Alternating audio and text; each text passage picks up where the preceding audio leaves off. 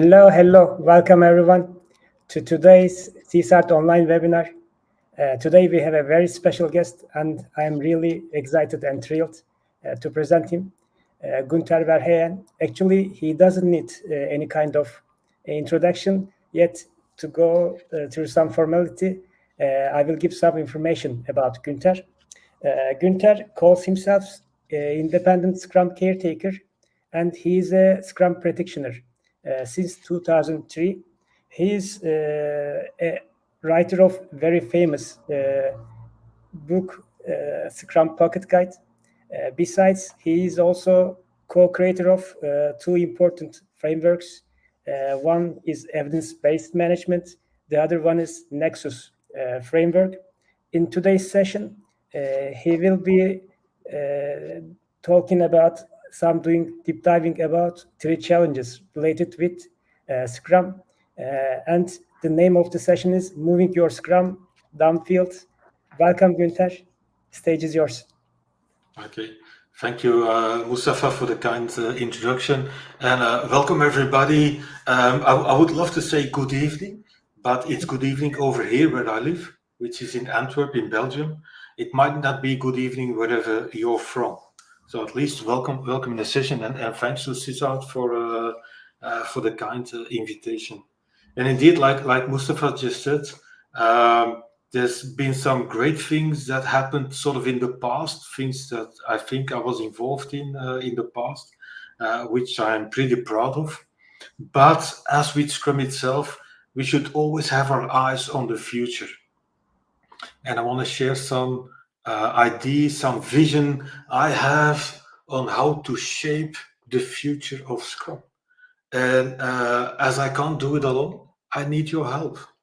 So the title, like Mustafa said, is indeed Moving Your Scrum Downfield, although you might see that the your is between brackets, because it's not just moving your Scrum downfield.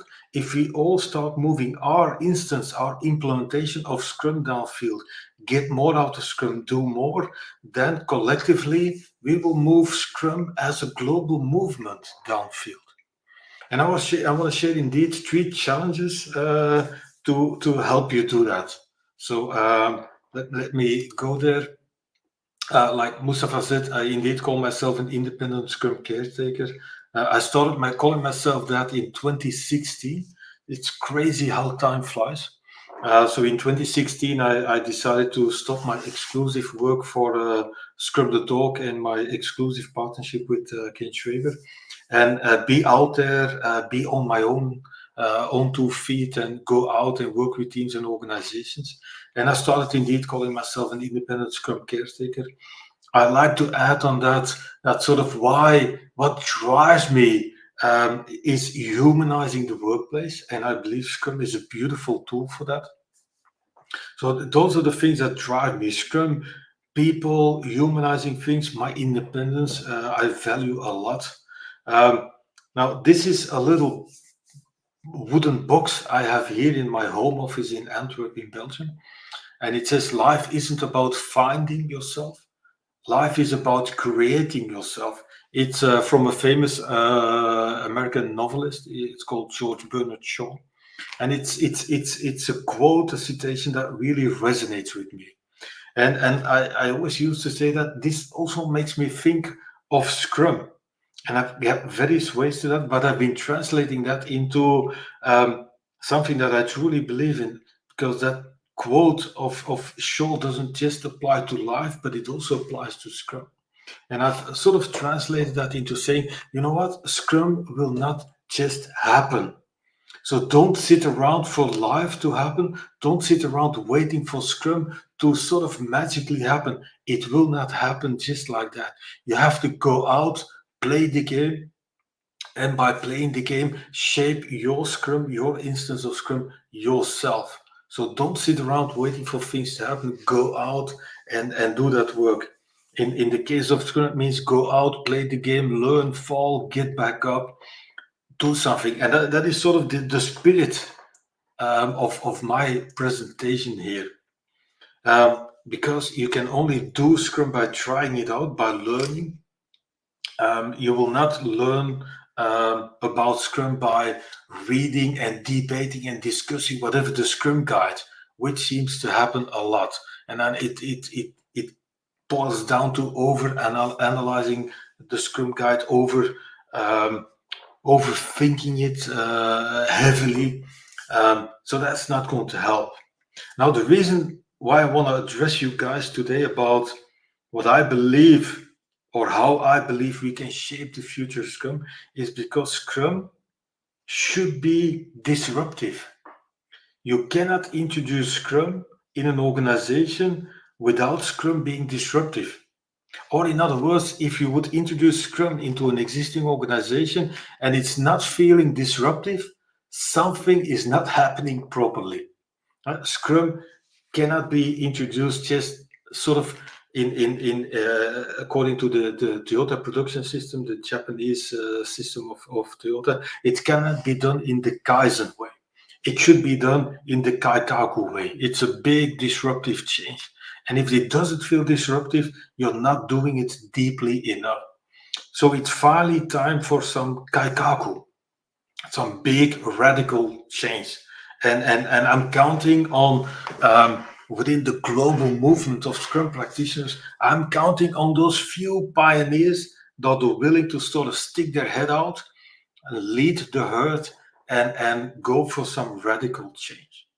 And I want to share 3 challenges for that. As you know, one of the core things of the role of the Scrum Master should be challenging the status quo. Now, Scrum as a whole should also help you challenge your status quo within your organization. Now, a lot of organizations have difficulties discovering the real beauty and getting the huge benefits out of Scrum. And it's why I challenge them in saying, hey, let's have a look at your current implementation of Scrum and let's have a look at it and rethink it or reimagine it. And I want to give you some sort of the baseline of this first challenge. So my first challenge is reimagine your Scrum. Look at your Scrum with a critical eye and see how you can do it better. Challenge how your Scrum is being done today.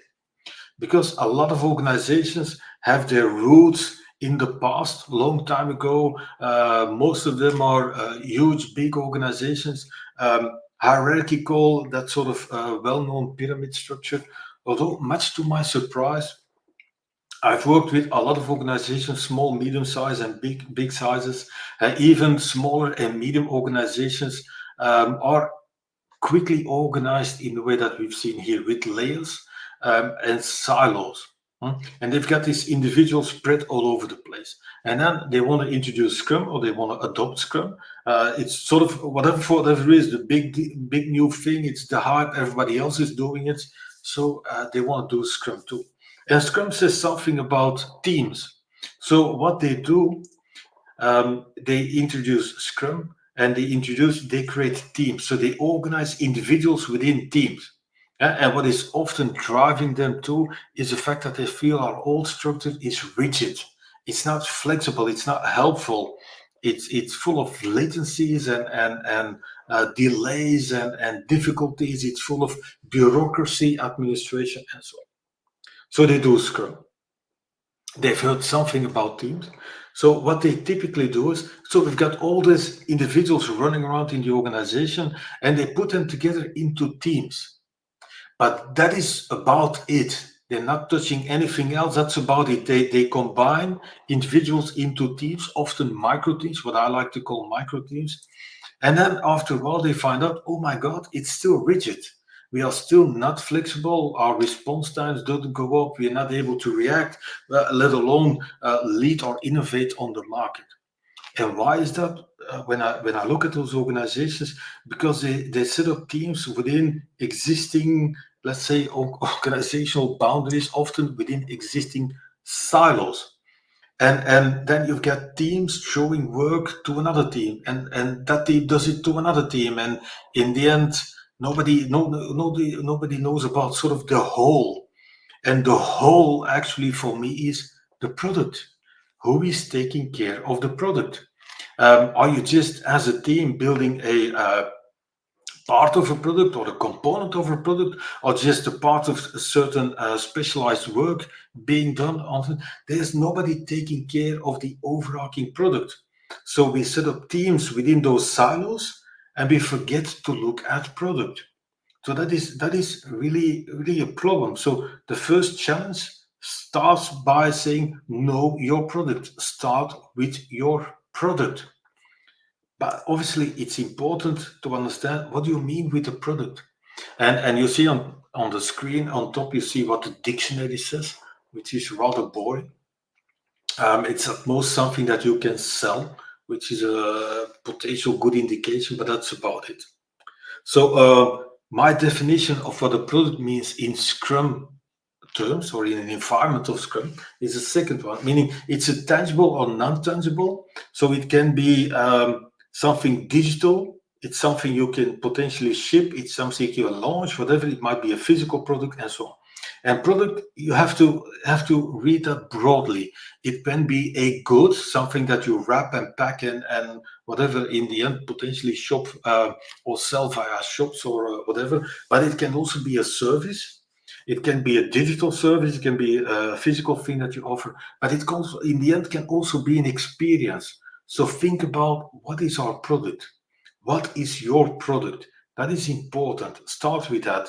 And don't think just in terms of a component or a layer of product. No, think in terms of the whole product. And why is that important? Because with Scrum, you want to be able to regularly at least release increments of your product. Remember the artifacts of Scrum? You go from a product backlog. That's an indication that product is important. So a backlog for your product, that means you have to know what your product is. You convert work from your product backlog via sprints and via your sprint backlog into what we call usable, releasable increments, meaning releasable versions of your product. So knowing your product is important, and it should actually be the starting point. And if it's not the starting point of your Scrum right now, take a step back and think about what is actually the product that we are working on. Because you want to produce releasable done increments of that product. So you want to think about what does it mean to be able to produce a done releasable version of this product. Yeah? And that should then define the composition of the team. So, and I'll try to illustrate what I mean with this. In most organizations, if not all organizations, certainly when they establish Scrum teams within existing silos and within existing organizational structures, often the definition of done is a reflection, a mirror of what a team is able to do. That means they set up teams, and then whatever the skills the team has, that defines what the definition of done holds. And it should be the other way around. You should start with your product. You should start with the idea of releasable, usable versions of your product. You should think about what does it mean for an increment, a version of this product to be releasable, that we're able to put it into production, and all the work that is involved in doing that, that should define the expertise, the skills you need in the team. So the definition, the skills should come from the definition done and not the other way around. So that is a challenge. And then if you reflect that back to what a team is in Scrum, so teams are not teams within those existing silos. End of discussion. That is in Scrum terms, for me, not a team. You might call it a team, but it's not a Scrum team. A Scrum team has in it all of the skills and the expertise that you need to build a releasable version of a product. So what should make people and teams be composed and work together and collaborate should not be governance, meetings, handovers, and so on. No, it should be product. And for that product, you have a product owner in place, meaning I don't care where the product owner comes from, business, IT, or other departments, I don't care. The best placed person to manage, to own, to govern all the work that is needed for the product. And then the product owner works with a team of developers. And I don't care where they come from, but it shouldn't be confined probably to a silo. You need people from different IT parts of the IT organization, different sorts of skills, all the skills needed to actually build, maintain, evolve the product via releasable increments. And that might not be limited to IT skills only.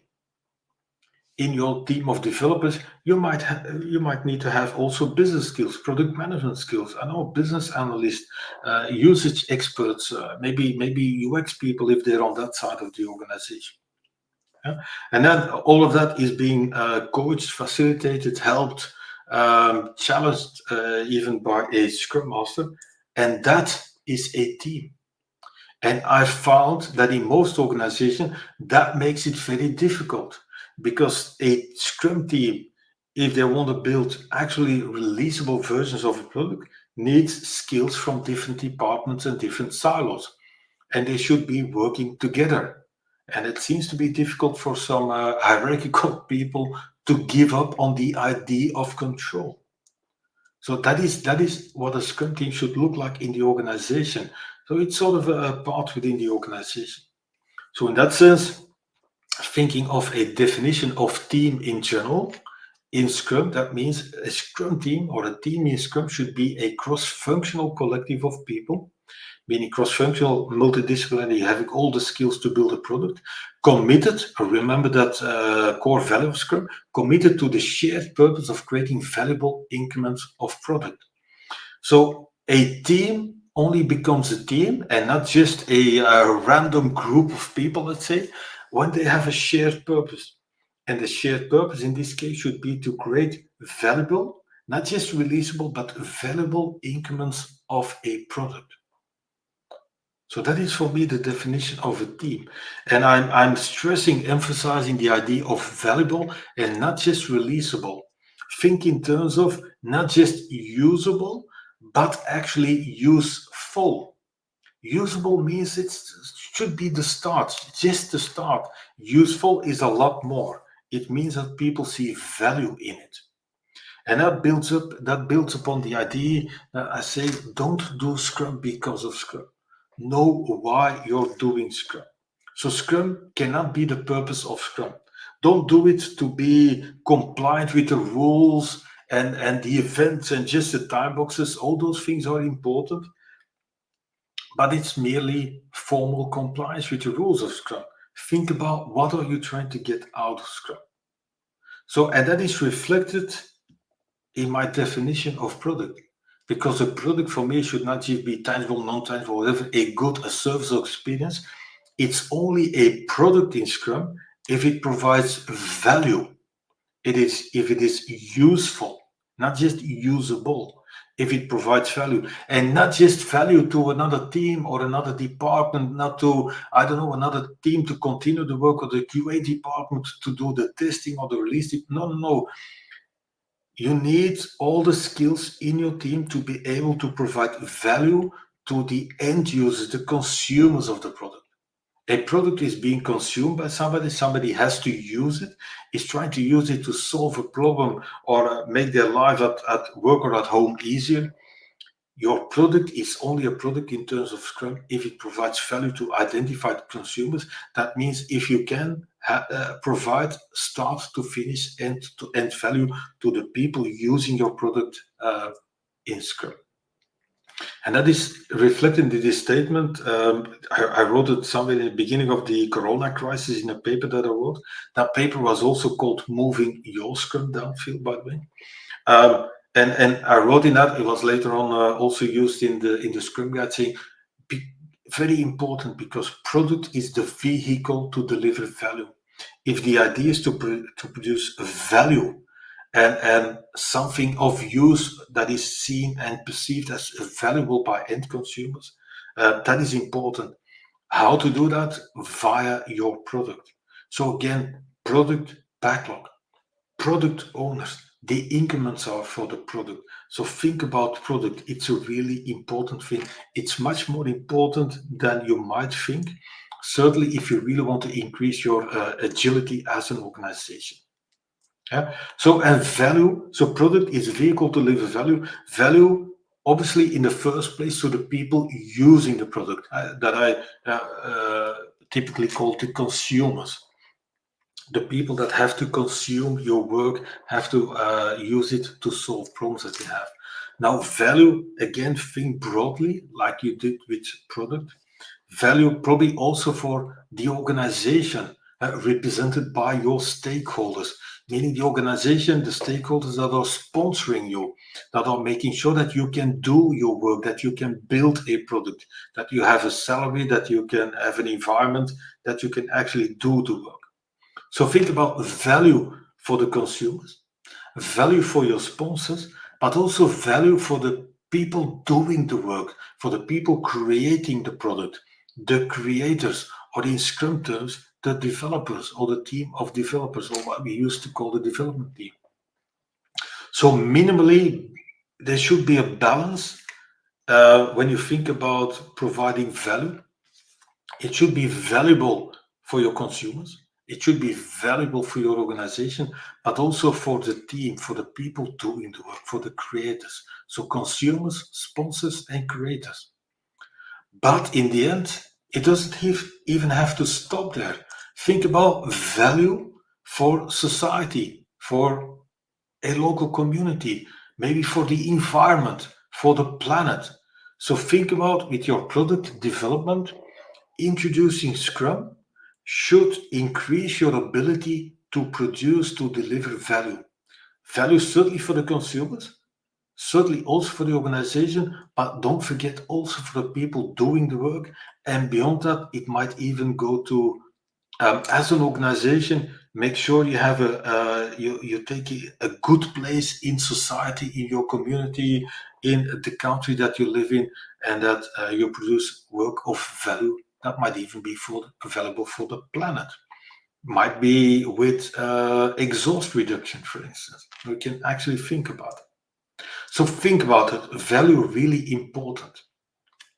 And that means minimally at the sprint review, the core of the discussion, of the conversation should be value. Your sprint review should revolve around value. In that sense, you've got your Scrum team or your Scrum teams. Let me call that your Scrum zone, as you can see on the screen. On top of that, the goal of your Scrum is to produce value. You might want to capture the fact that the question, or answer the question, are we producing value, yes or no? You could think about key value indicators, measurements, metrics that indicate that you are producing value for your consumers, for the organization, for the teams, for the planet even. And by that learn that, oh my God, we were hoping to produce value, it's not happening, or it's not happening enough, or it is happening, and then use that for learning. Like I said, we should have our eyes on the future all the time. So it's not about assessment, it's not about justification, it's not about condemning people or judging people, it's about learning. So measuring, capturing whether you're actually delivering value, yes or no, should help you think about, okay, what can we do next to produce more value, or to finally start creating value, or improve or do better. So, and that should be the topic of conversation at the review. How much value, potentially, have we created this sprint? And what can we do? What is needed to produce even more value, additional value in the next sprint or the next couple of sprints? And that is a much more important discussion than, oh, did everybody do their job? Did everybody live up to their estimates and so on? So think about that, because in the end, it's about adaptation. Inspection should lead to adaptation. So what is your adaptation in terms of your ability to create value? And to close this first challenge, so think about this, standardize on Scrum without industrializing it to death. Scrum has flexibility, Scrum has openness.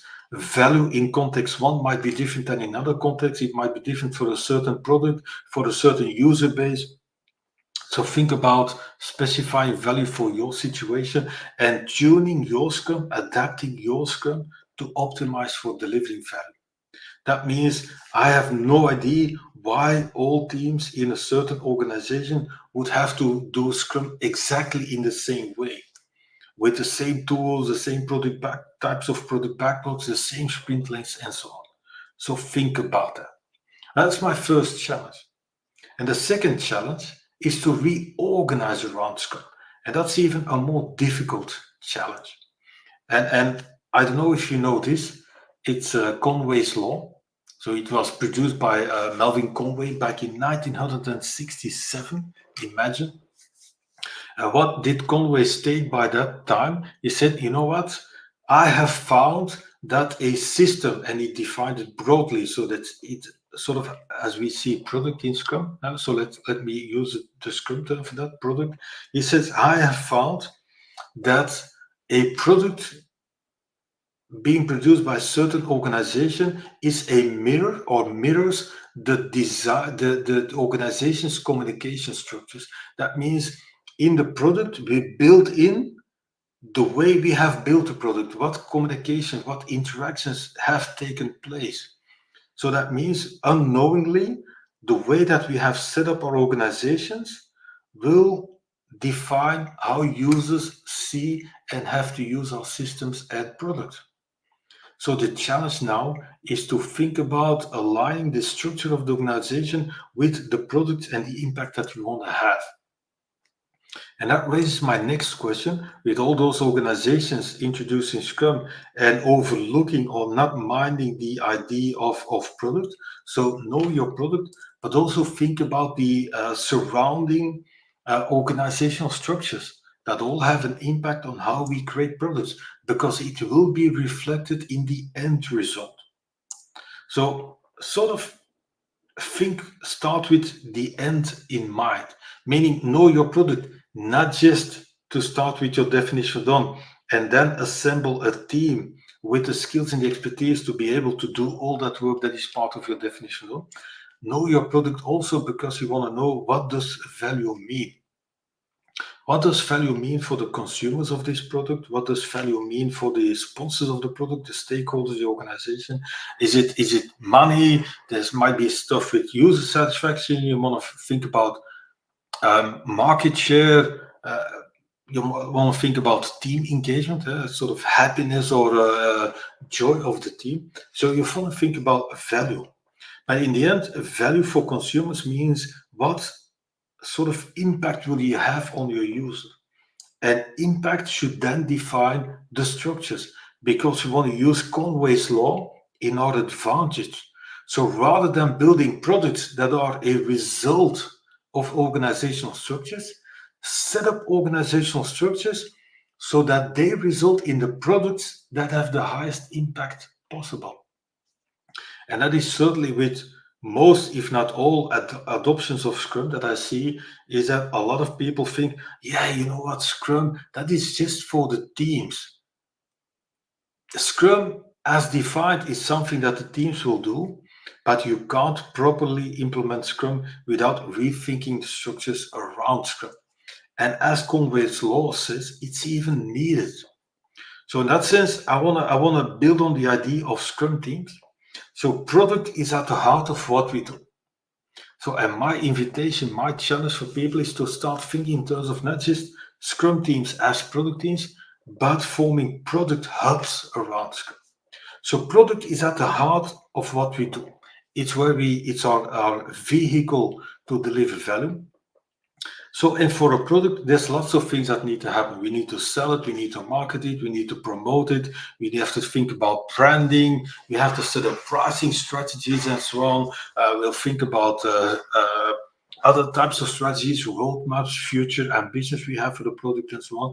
We obviously also have to create and build and evolve the product. So at the heart of the product should be a product owner. And I don't care from what department the product owner comes, he or she should be at the heart of the product and not just be tied into a certain silo. Typically, Scrum is being used for creating a product.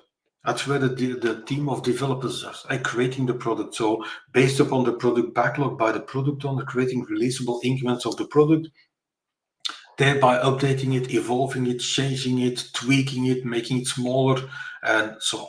So that's where you would typically use Scrum. But in a product hub, you want to bring all those skills together, not just the creation skills, but also the sales, marketing, financial, and whatever skills you need, product management skills. You want to bring them together around the product and not just in some faraway silo or department. So that is a product hub, because in all those departments, you've got stakeholders. You might have subject matter experts, you might have product managers and so on. You want to bring them all together around the product. In that sense, a product hub then becomes a sort of mini organization within the organization that is sort of agnostic of the current organizational structures in terms of silos and layers. It's something that is focused on the product, and then use build product from these types of structure, because all of the interaction and communications happening within this product hub will define how the product looks like. And if you use better, shorter, more direct communication structures, you will have simpler, easier to use products in the end, says Conway's Law. So it's important. And management, the role of management in general, you've got a product owner, an owner of the product, meaning a product CEO. He or she's got all the skills to do that, connected to sales, marketing, and so on, process their input into a product backlog, works with a team of developers to convert those product backlog items into releasable increments of the product. From the progress that the product owner is happening from working with the Scrum team or as part of the Scrum team, he or she can feed back to that information within the product hub to salespeople, marketing people, and so on. And in the end, management acts as an investor. So your product hub is a sort of little organization within the organization, acting like a startup. They set their own agenda, and management acts as an investor. Management, the role of management is not to intervene on a daily basis, but make sure that the product hub can function, can do their work, has money, support them, and so on. And in that sense, leadership in the end will become more like a distributed quality instead of this top-down thing where there's a very important person on top of us, let's say in the layer on top of us, and shouting, yelling at us, whatever, bullying us, whatever, trying to think that he or she needs to control it all. So we're trying to create a more flat organizational structure, which will result in better products, says Conway's Law. That means beyond having a Scrum team within the organization, which is already difficult to picture for some people, a product will have consumers, have drawn them on the outside of the organization because that's in general where they are. But even if you're building a product that is being used by colleagues of you within the organization, I don't know, to give an example, help desk people, for instance, they might be using products that you develop for yourself. Even then, please consider them as external users, as external consumers. So we've got a Scrum team building a product with an eye on creating a positive impact for the consumers of the product. And in order to do that, they will need the help from stakeholders with input potentially on strategies, product managers, and so on. They will need the help of certain subject matter experts, specialists that have certain types of knowledge that we really need to build a better product. And all of that combined is a product hub. So a product hub goes beyond just the Scrum team. Additional skills needed to build a really, really great product. Yeah? And whether those other people, so the non-Scrum teams, whether they do Scrum or not, I don't really care. They could have organized their work in sprints that are in sync with the sprints of the Scrum team. So in sync with the sprints of the developers doing the actual creation of the product. I don't really care. It might happen. It's not a must for me. Sort of the minimal scenario is the Scrum team with the developers are working in sprints, but all the other people are organized around the product as well. And in the end, and these are ideas that I started developing long time ago, again in that beautiful year 2016, by watching a lot of agile transformations not delivering, not resulting in a true increase in agility, but in what I've called an illusion of agility. we fool ourselves into thinking that we are becoming more agile by limiting the introduction of Scrum to the teams only, and even teams within existing silos or departments.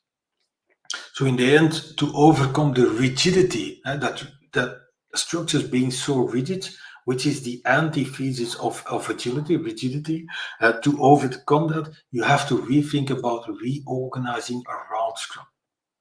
And if you're really thinking about having an impact and bringing value to the market, to your users, your consumers, the people that in the end make sure that you can do a job and in the end buy your products or resell your products potentially, you want to optimally organize for products. In that sense, you want to step by step, product by product by product, service by service. You want to reorganize your Scrum around that product or around that service, or ideally even around an experience that you want to offer to the market, to your users. And product by product, service by service, you want to build small organizations within the organization so that over time, iteratively, incrementally, you dismantle the existing pyramid structure of layers and silos and sort of internal enemies within the organization. You want to dismantle that and turn that into a truly agile organization, a networked structure of product hubs that are connected within the overarching organization by purpose and where the distribution of leadership happen. So you're all working on the thing. And a product hub can shrink, it can grow, it can disappear, a new product hub might be established. So this creates agility, flexibility in your structures. And what even dare to say, based upon more than 20 years of experience with Scrum, Scrum is only used effectively if you don't limit it to the teams only, but if you have the courage as an organization to rethink the structures around it. So, two challenges: reimagine your Scrum and reorganize around Scrum. And the last challenge, the one that I think is really, really important and more important than ever, and I will tell you why: humanizing the workplace. Because indeed, in the end, it is about people. And we're still not, we are not replaceable pieces of machinery. And to date, and hope for many years to come, we are human beings, and we are not even AI robots. We are people. And the creativity, the intelligence of people, I think, is needed and will be needed for a long time to go. But it seems that we are very bad in treating, very good actually in treating people badly. So we don't treat our people properly. These are figures from Belgium, where I live. I live in Antwerp, in Belgium. And a few years ago, every so many years, there's this big survey and research on illness of people and sickness of people and absence of people, but also well-being of people. And it seems that in Belgium, and I've been checking this against other countries, and it's the same everywhere you go, that depression, burnouts of people, long-term absence, long-term absenteeism is year by year by year only increasing. It's not improving. We are building workplaces, we are building organizations that are not a good place for people to work and to live in, because it makes them ill. And I wonder how bad must it get before we do something about it. The Gallup Institute has been doing research into this specific topic for many years. And again, the latest report with official figures was from 2017, but the report that came after that, several years later, just confirmed that there hasn't been any improvement. And they have found over and over again that within an organization, actually on average, only about 15% of people working for the organization truly believe in the organization and are willing to engage for the organization. That means 85% on average of the workforce working for an organization is not engaged, or even worse, are actively disengaged. In that sense, working against the company. That figure is slightly better in knowledge work. So not just in manufacturing work, but still the number of engaged people doesn't go across like 25%. Imagine only 1/4 of your company is actually willing to go the extra mile for the company. How bad can it be? This is why we need to focus on people. And honestly, I don't know any single parameter, metric, whatever, that has so much room for improvement. 15 up to 25% of people, only 15-25% of people truly engage for an organization. Imagine. And if you think that it's better at the management level, it's not. There are human beings too, by the way, there are people too. And from research by the Boston Consulting Group, they have found that a lot of people that are in a management position right now, a lot of people do not wish to remain a manager. A majority of people say, I do not want to remain or stay a manager. And of the people not in a management position, an incredible minority only wants to become a manager. And what is the biggest dissatisfaction for managers? So in all those layers that we've built in within our companies, what is the biggest dissatisfaction? The same as it is for us teams on the work floor. We only have to implement decisions. I don't have anything to say about it. It is imposed on me. I cannot make decisions. I have to implement decisions that are imposed upon me. So most of the people in a management position only want to keep doing it because it's the only way to make progress within the company, have a higher salary and so on. So conclusion, engagement across companies is really low. It is even terrible. And I am so surprised with most HR organizations, at least, not just management, but HR organizations, that they've got HR procedures and processes in place that do not motivate people, that are not designed to motivate people, to engage people. Although we know that from psychology and neuroscience, we know what makes people feel good.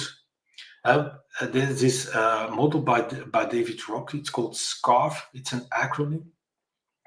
SCARF captures what do people need, what makes people feel good, interacting, working, collaborating together. So that certainly applies in our organization. And SCARF stands for status, certainty, autonomy, relatedness, and fairness. And that is human. That is not specific for a certain region. That is not specific for a certain role or a title or a position. That is not specific for culture. This is human. We are all human beings. We've got the same genes, the same DNA overall anyhow. So this is just about human science, let's say. And what do people find important working and interacting with each other and doing work? Is the idea of status, that the idea that they're being recognized for being able to do something. That people say, oh, that was a good thing. So sort of status. Don't look at status as an hierarchical thing. It has to do with being recognized, have certain competence, certain skills, being good at something, be able to build or develop certain skills, or in the end might end up with mastery. Certainty, we all love certainty. We do not like uncertainty. We love predictability. We would like to know what is coming. That's why we make all those little micro predictions in our mind all the time. When we drive, we look forward and we anticipate things. We look for patterns and so on. Unknowingly, we do that all the time. But it's because we love certainty. Certainty also means not feeling threatened to be fired all the time. That is also a sense of certainty. Autonomy, I think, speaks for itself, the ability to organize our own life and life at work. That means in a team, there's a sort of balancing out. We sacrifice a little bit of individual autonomy to be part of the team, which has a lot to do with relatedness. I want to be able to relate to things, to be feeling that we are actually contributing something useful. and not just have to sit in the office 9 to 5, not doing anything. That is killing people. That is not good. It is not relatedness. And fairness, I think, speaks for itself. I don't know if anybody of you knows Daniel Pink, Drive, the book that says the truth about what really motivates us. Daniel Pink talks about 3 aspects, and those are 3 aspects from SCARF, actually, because Daniel Pink talks about autonomy, right? He talks about purpose, which has to do with relatedness, and he talks about mastery, which has to do with status. Now, Daniel Pink doesn't only talk about those things, he actually in the book also talks about certainty and fairness. But that has disappeared a little bit because a lot of people think that Daniel Pink says, and let me start there. A lot of people seem to think that Daniel Pink in his book Drive says that money is not important. But that is not what Daniel Pink says. Daniel Pink says money actually is important. But in our work, creative, cognitive work, knowledge work based on information processing and so on, money is important, but only up to a certain point. So it helps us feel motivated, but up to a certain point. So Daniel Pink is not saying that money is not important. Daniel Pink only says that beyond that certain level of motivation or engagement, what is really important or what is more important for people is what I just said, autonomy, mastery, and purpose, or what in SCARF is called autonomy, status, and relatedness. Why? Because that goes to intrinsic motivators. And we will build on our intrinsic motivation once those extrinsic motivators are not of a worry anymore. We don't have to think about money anymore. We don't have to think about being fired. We're working in that certain and fair environment. So think about that. So we know what is needed to engage people. We know what drives, what motivates people. I'm sort of baffled that with that steep increase, continuous increase in burnouts, depressions, people feeling ill for longer periods, months, sometimes even years, that we don't think about, my God, what is driving them away from our organization? It is the lack of SCARF. It is the lack of autonomy, mastery, and purpose, certainty, and fairness. So I'm totally baffled by that. Now, I want to share a little bit of a personal story. The last time, you all know this idea of performance reviews, I guess. Most companies still do that. Performance reviews certainly are not about SCARF. They're not often not motivating people. Certainly in my case, they were like having the opposite effect. They burned me down, they stressed me out, whatever. I was performing less rather than more, just in the face of being reviewed on a yearly basis. And I remember the last time I had to go through such a awful experience was by the end of 2010. So in the meantime, I've been sort of increasing my independence up to this point where I'm just this single one-person company. I am my own company. I'm not part of any fixed structures and those devious procedures in place. But I remember having to go through that by the end of 2010. And it made me think. And it made me think about my motivation, my level of engagement, and made me feel that in a lot of contexts and situations and a lot of organizations, I've switched organizations regularly, by the way, so I'm a really very nervous guy in terms of leaving companies or not staying with them, because in most organizations I felt intoxicated. And that is why we've got all those burnouts and depressions. My response is to leave. The response of a lot of people is to choose for the salary and the certainty of the work and the assignments or whatever. I always leave. It's because I felt intoxicated, and I've left every single company where I've left. It was because of my personal principles and values being offended or even totally broken. Now, sometimes I felt in a situation that I felt in organization, okay, I don't feel intoxicated, but you know what? In the end, I also only feel tolerated. As if, you know what, yeah, okay, it's good. Just be happy that you can be around. I've hardly ever felt really appreciated, which would be really good for my engagement and motivation. And I've hardly ever felt like really motivated. So I've hardly ever come beyond the level of just being tolerated and maybe appreciated, but really feeling motivated, inspired to do something. And performance reviews certainly didn't help. And of that performance review and having talked to lots of people in the business and having to go through these awful things of reviews and checking out what HR procedures are imposed upon them and contractual things and so on. I've also started wondering about my feeling of valuation, been checking that against other people's feeling of valuation. And for me, it boiled down to three aspects. I would feel valued if I'm able to do something that I really like to do, that I'm interested in, that I've got an interest in, that inspires me, that sparks this fire in me. I would feel really valued if I also have either the talent to do the work that I like to do, that I'm interested in, or at least in an organization that helps me develop or discover or uncover my potential talent.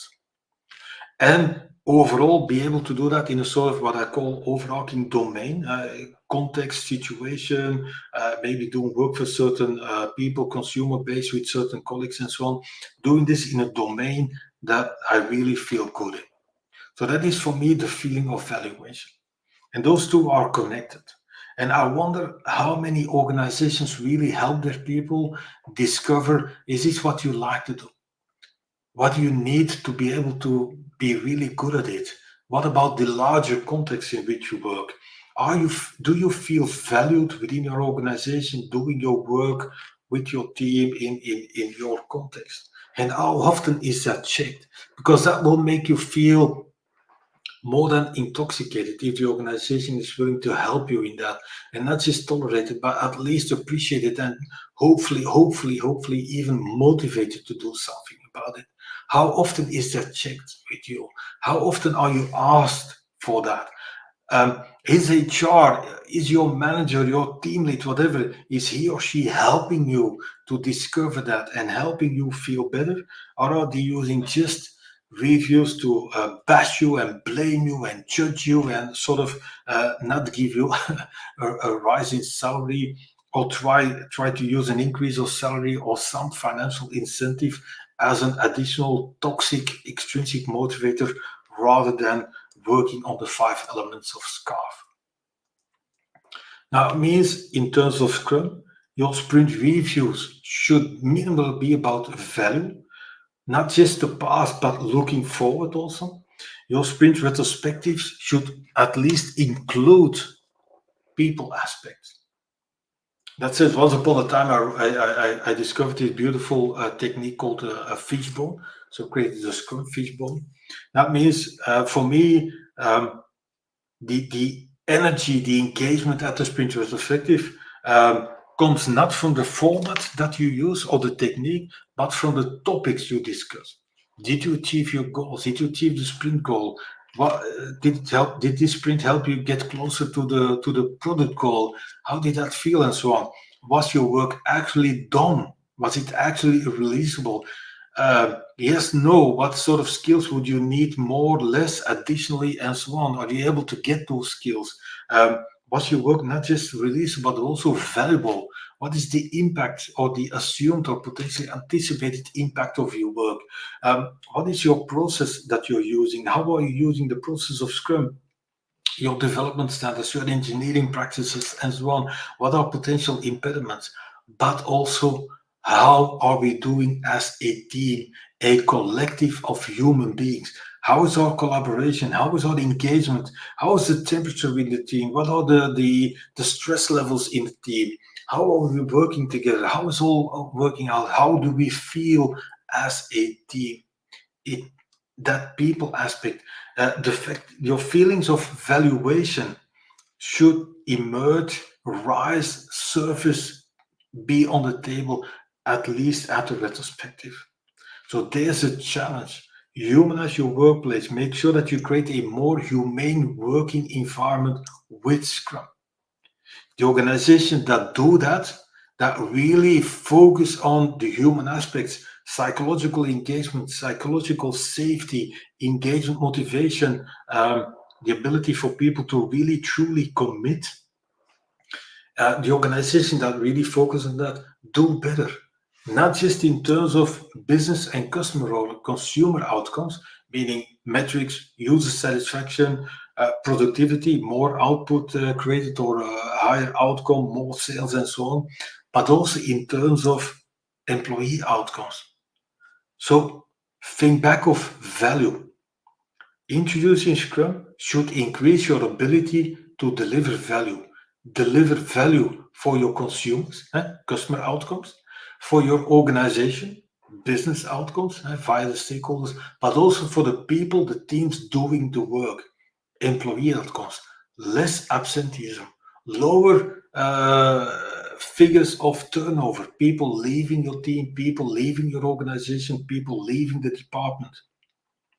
Less safety, better quality, and so on. So it's good for people. So focusing on humanizing the workplace is the best possible improvement ever. Productivity will become higher because in the end, people, employees that are really engaged, they just care a lot more. They feel good at work. So you don't have them, you have to tell them to care about the team, the customer, the consumer, the enterprise, the business, the market, and so on. They will do that. So create that environment. Well, in that sense, in the end, the challenge is humanize your workplace upon Scrum. Stop at least managing for tasks, individual performance, breathing down people's neck all day long, making up work for them. Use the self-organization of Scrum to liberate people. Focus on the boundaries, the context, not the work as it happens within those boundaries. So stop managing for individual things and start fostering an environment so that people can truly commit, so that you build an environment that implements SCARF, allowing people to develop themselves, achieve mastery, achieve competence and skills, create relatedness, and so on. So Scrum can help you do that. So those are my 3 challenges. And I'm going to use our last 2 minutes to close up. So I've called it spin up your Scrum. Why is that? So because there are 3 axes upon which you want to improve your Scrum. And that will help you move your Scrum downfield so that collaboratively, collectively, bottom up, we will all together start moving Scrum downfield as a global movement. So I don't know if you recognize the little device on the screen. It's called a fidget spinner. A few years ago, our daughter drove me crazy with it, but I still like it. So reimagine your Scrum. That's one part of spinning. At the same time, reorganize around Scrum. So don't do it separately. Don't do it sequentially. Do it together concurrently. Reimagine your Scrum and reorganize around Scrum. Form product hubs. And keep in mind, humanize your workplace upon Scrum. And then spin up your Scrum. Start moving, start in improving things. So spin up your Scrum. Implement improvements upon these 3 axes of Scrum. So please keep doing that. So thank you very much. I must admit, it's totally by accident, it's a coincidence, but I've ended up in time. Thanks a lot, Gunther. Thank you for being with us. It has been really helpful and fruitful session.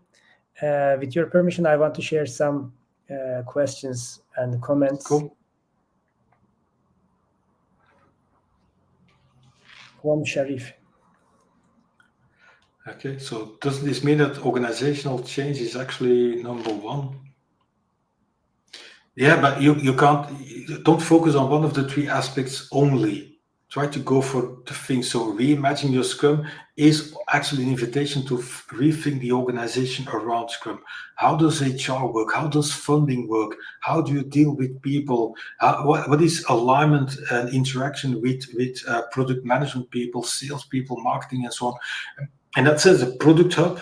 is organized around Scrum, and the idea is to bring those people closely together so that they're not just in some faraway office or some faraway department. And in that sense, Alim, it is actually number one. In a way, yes, because it's what every single organization I know sort of shies away from. Let's not touch the organization. Let's not touch structures. Let's keep governance in place. And that's not helpful. Yeah. Thank you. I've also crafted a personal question for you, Gunther. Cool, go ahead.